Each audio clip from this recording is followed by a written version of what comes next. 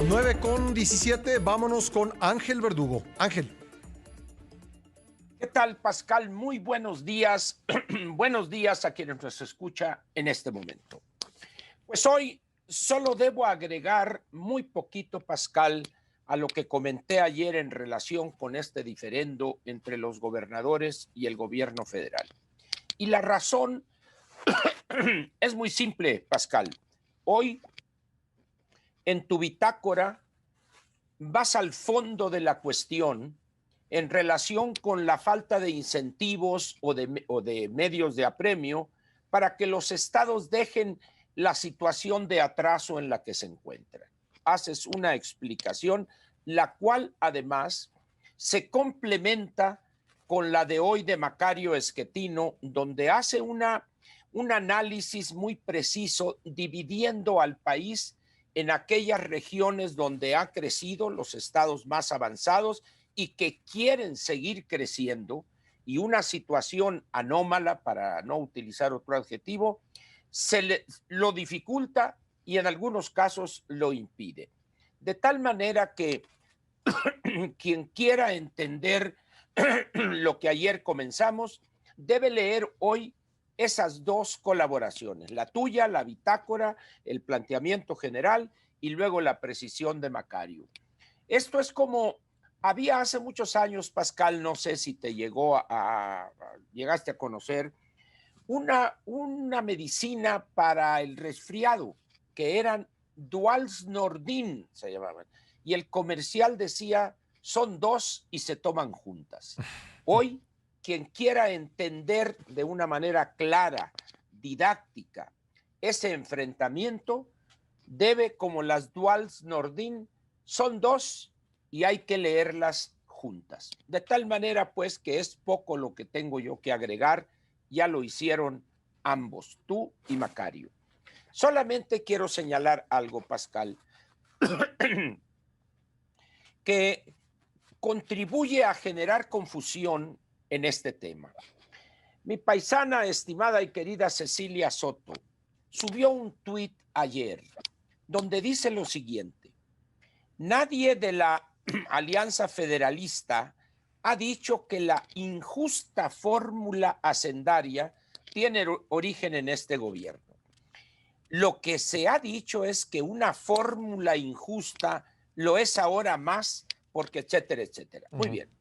Quiero decirle a mi estimada y querida paisana que cuando se utilizan adjetivos como ese, injusta la fórmula, estamos cometiendo un error que puede confundir a quien no conozca o no vea el panorama completo. ¿Será injusto para Oaxaca, que prácticamente vive de los recursos federales para el gasto público del gobierno estatal? ¿Será injusto para Guerrero y Chiapas, que están más o menos en las mismas condiciones? Es evidente que no. Es injusto o no corresponde a la dimensión que han alcanzado en cuanto a crecimiento, en cuanto a actividad económica se refiere, Querétaro, Aguascalientes, Chihuahua, Coahuila, etcétera, etcétera. Pero de ahí a calificar una fórmula como injusta, media un abismo de diferencia. Es evidente, y lo hemos dicho en varias ocasiones tú y yo, lo que hay que hacer es adecuar esa fórmula que fue diseñada para un México que ya no existe, Pascal. Y, y esa acusación peregrina, pueril, que hace el sedicente secretario de Hacienda, que este modelo es de Calderón, no tiene la menor idea de lo que está diciendo, Pascal. Las 250 reformas que ha tenido la Ley de Coordinación Fiscal han tenido por objeto cambiar situaciones que eran anómalas o dificultaban en un determinado momento la llegada de recursos para los gobiernos estatales y municipales.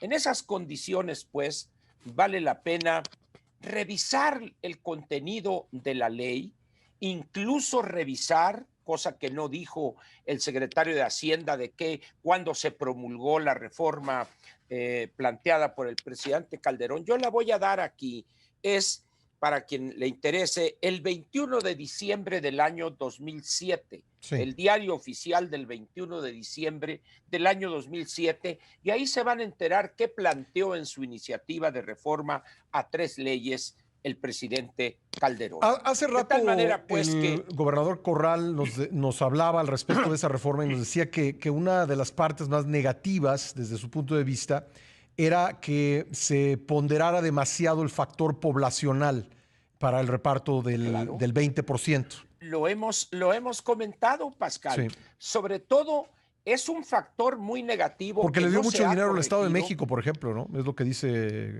Claro, Y eso y ahí te ayudó va, a Peña Pascal. Nieto en sus aspiraciones. Pero ahí te va una Ujú. cosa interesante de lo demográfico.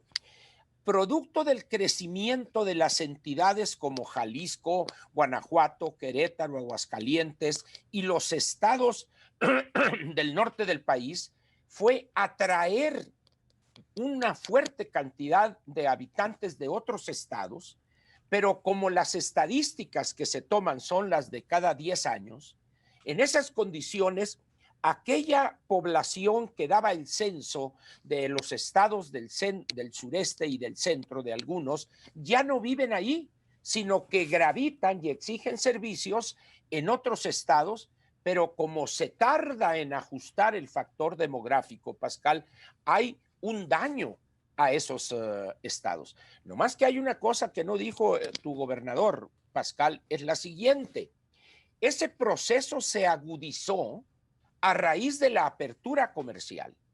A raíz de 1987, el 86, entramos al GATT, y en ese sentido es muy útil leer a Macario, porque a partir del 86, del 87, empieza un proceso nuevo, Pascal, de migración de estados atrasados a los estados que aprovecharon mejor esa apertura comercial, como los que ya conoces, los 10 de la Alianza y algunos otros. Ahora, hay otra situación que no menciona el gobernador Corral, y yo lo voy a mencionar para el caso de Sonora.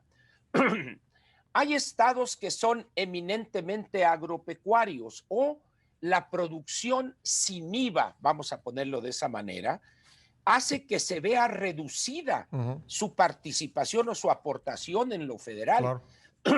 y eso los castiga. Es el caso de Sonora. Producir alimentos, producir granos, cereales, cárnicos, etcétera. Como no tienen IVA esos Sí. productos, entonces la aportación se ve reducida. Creo que sí Pero hace son falta una estados revisión de dinámicos. todo eso, ¿no, Ángel?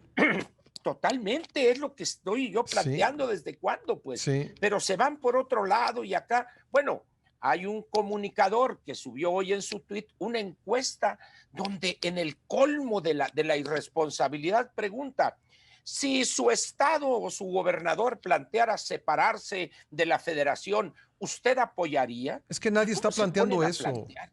Nadie Por está planteando. supuesto, Yo no Pascal. conozco, bueno, Digo, ningún me da hasta gobernador, pero además, pues, ¿cuántos mexicanos querrán una cosa así, no? absurdo. Sí. Claro, digo, me da pena decirlo, pues fue un compañero nuestro muchos años, Pedro Ferriz de Con. ¿Cómo se pone Pedro a hacer esa pregunta en su Twitter? Pues, es decir, esas son las cosas, Pascal, que contribuyen a enrarecer el ambiente. Y termino en estos 10 minutos que me quedan, Pascal. Las cifras del Producto Interno Bruto, las oportunas. Y ya empezaron los panegiristas oficiales y oficiosos. Creció 22% y creció 12%. No olviden que el Producto Interno Bruto tiene 3 formas diferentes de medirse. Una es con respecto al trimestre anterior, otra es con respecto al mismo trimestre del año anterior, y otra es con respecto, en este caso, a los 9 meses transcurridos este año, Sí. con respecto a los 9 meses del año anterior. Así es. Y ahí los porcentajes son para llorar, y eso lo platicaremos el lunes, Pascal. Muy buen fin de semana, y bien por esa bitácora y bien por la colaboración de Macario. Muchas gracias, Un abrazo, Ángel. Pascal, que la pases muy bien. Un fuerte abrazo. Nos vemos el lunes. Gracias, Ángel.